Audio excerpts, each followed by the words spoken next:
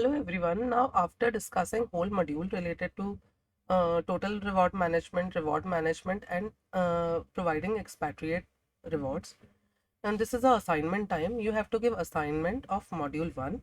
It is all based on reward management and your submission deadline. The deadline is 30th September. You can submit me the hard copy and you can keep it on my desk.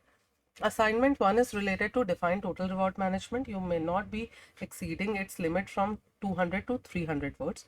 And the next question is explain the importance of total reward management in the globalized world. That means you have to think about the total reward management from the perspective of expatriates as well.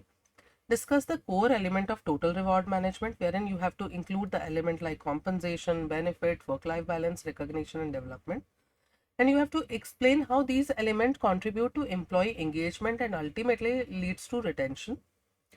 One more application question which I asked, which I really want you to discuss, that is provide real life example of companies effectively implementing total reward management as a strategy. So you have to give a real life example by integrating all the elements of total reward management. Assignment, the same assignment number 2, that would specifically from expatriates like international cross-border expansion policies. So you have to discuss here about international compensation. First question is define expatriate assignment and explain its importance. Second is discuss the total reward management. Here the total reward management from the point of view of expatriates. You have to include salary and different allowances. You can include different benefits which other countries can be given or giving.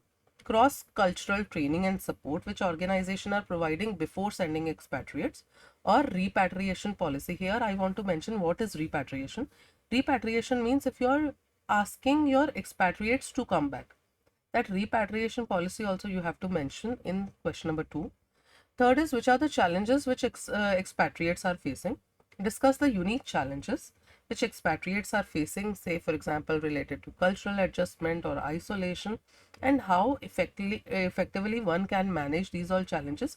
You have to mention in the assignment.